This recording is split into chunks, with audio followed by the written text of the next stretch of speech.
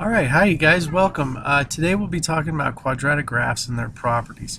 Okay, so some major things to just start talking about is the quadratic function. Okay, now the quadratic function, and let me draw an arrow going down so you can see where I'm going. Okay, the quadratic function in its standard form is y equals ax squared. Okay, so now we're starting to add some variables in here. Okay, plus bx plus c. Okay, now if you take a look at this last part looks a lot like a linear function. In other words, we would be graphing a line. But now if we add another variable that has an x squared in it, now we're dealing with something really unique. Okay, so this is both a standard form of a quadratic equation and a quadratic function. Okay, now if you wanted to actually have it be a function, you would actually just have this notation, and you would just replace that with y. So you would just put f of x in there. Okay. Alright, now the quadratic parent function is one of the huge ones that we'll be talking about. Let me kind of go over that right now. Okay, the quadratic function, parent function, which is how you're going to be comparing a lot of these parabolas that you'll be dealing with and everything. So let me go right here. Well, that's a pretty darn good parabola. I trust me, the other day I was working on some and it wasn't looking as good as it is now. Okay, and it's going to look like this. Now the center point is going to be right here, and we call that a vertex. Okay, so that's a vertex. I should probably start doing some different colors. Okay, so the vertex here, I love it. I just used the same thing. Hold on, let me get rid of this bad boy. Okay, but the vertex is going to be this point right here. Okay, all right, and apparently the same color came back. Oh well. Okay, now the parent function is actually going to be y equals x squared. Just simple as that. Okay, and if you notice, there's a bunch of other letters doing stuff to it, like an a times the x squared, a b times the x, and then the c right there. So we'll talk about those in a little while. Now this shape is called a parabola. You heard me say it earlier. Okay, a parabola is a U-type shape that has steep sides that just work like this. Now here's actually the cool thing, and later on in Algebra 2 you'll learn where this is. But there's this point here and it's called a focus. Okay. Now a parabola is a very unique shape in that if you were to have something drop in here on this parabolic shape, it would bounce off and go to this focus. No matter where you dropped it, it would always bounce to this focus. So if I dropped it down like this, it would reflect up there. If I dropped it over here, it would reflect there. If I dropped it right here, this is really cool, it would reflect right to that point. Now obviously if I didn't have anything there to catch it, this ball or whatever would keep bouncing around. But if I dropped it straight down in a parabolic shape, it would bounce off this object and hit right here. And it's one of the most amazing shapes you could ever have. It's actually really cool. Now where this is actually used, or parabolic shapes are actually used in telescopes. So if you're looking at a telescope, okay, you have the long column to actually capture the light from the universe, okay, and then you have the parabolic mirror in the back, okay, and it's probably bigger like this. So it's almost like we took and we stretched out a parabola, okay, and no matter what, as long as you have the parabola there and then you have something to catch it, and that's the key. So we have our focus right here, okay, so the light that comes in from the universe will bounce off of here and go to this part right here. And if you've never thought about it, like how do telescopes capture light, this is actually how they do it. Okay, is they have parabolic mirrors, and this is actually how the Hubble Space Telescope works. Okay, and as you can see, every time I bounce off of the parabolic shape, now obviously I don't have an exact parabolic shape, but no matter what, where I bounce off of, I'm going to bounce off to this one part, and this will lead out to here, and then someone would stand out here and look into this spot right here. Okay, so that's the kind of cool thing, is that you can have that reflect and just be able to do that stuff. Okay, now some unique things about parabolas. Okay, if I have what I'd like to call an upside down parabola, something that looks like this. Okay, this is going to be called a max. Why? Because it's the highest point on the graph. It has the highest y value.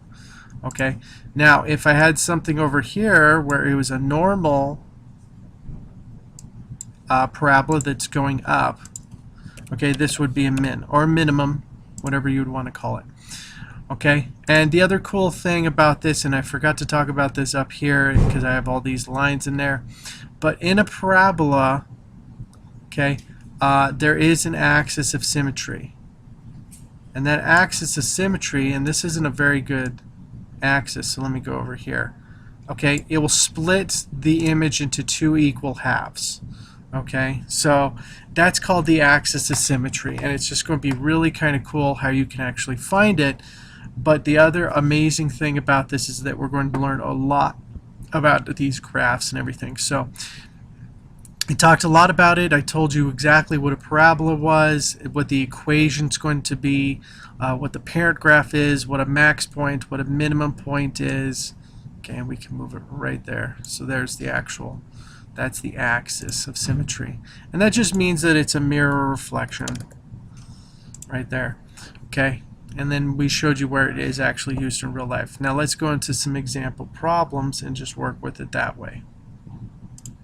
Okay, so here we have our parabola right here, and here I have my actual equation, so I typed it in.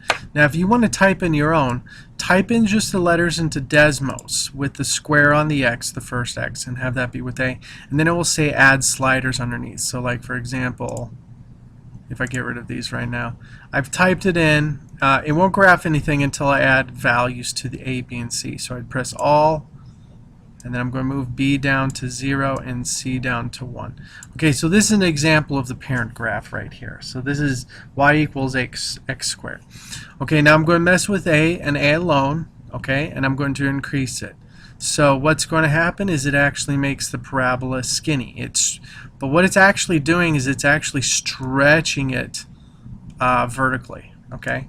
Now, what if I make it smaller than 1? Okay, it makes it a little bit fatter. It drags it out. It compresses it. So we call this compression. Okay. Now, if I make it 0, obviously I have nothing. I have a straight line because guess what? Y equals 0 is a straight line. Okay. Now, if I make it negative, voila. You're actually dealing with the upside down version. And this one will be working a lot, especially with real world problems. Okay? Alright, let's change this back to 1, and then let's look at what the other variables do. Okay, now if I change b, here's a cool thing. If you want to notice the motion, okay, b is always going to be the same, and this is going to be the x and the y intercept at the same time, amazingly.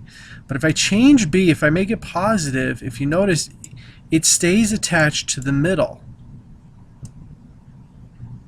So it's kind of weird. It's almost like it's falling off the side like, oh, help, help, help, help. Okay, but here's actually a really cool thing. Let me graph y equals negative x squared.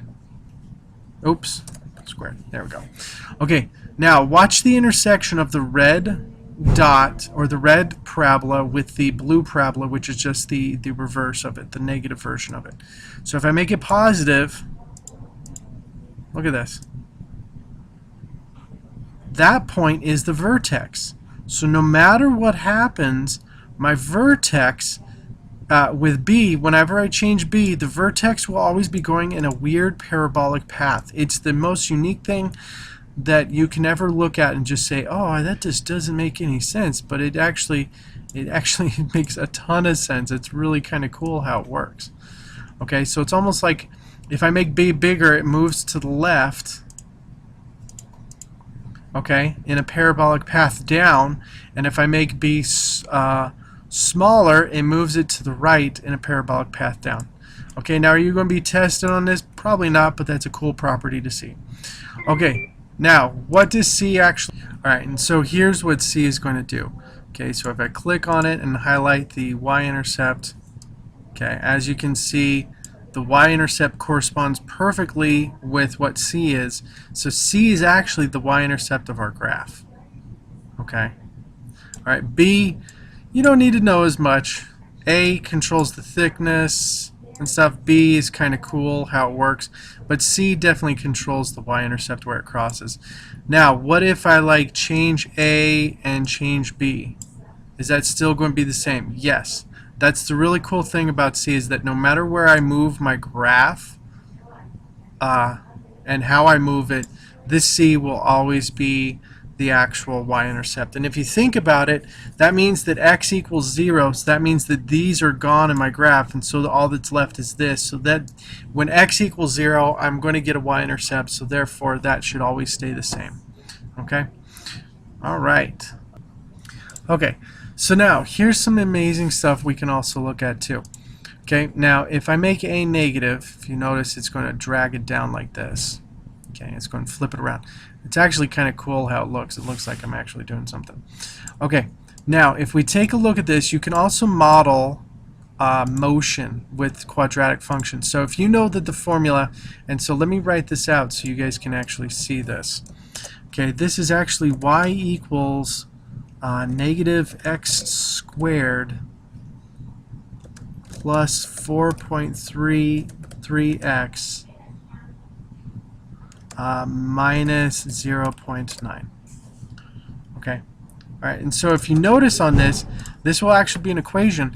This is if I took something and threw it straight up in the air. If I modeled this as time. So in other words, this x-axis was time and this y-axis was height of whatever I threw up in the air.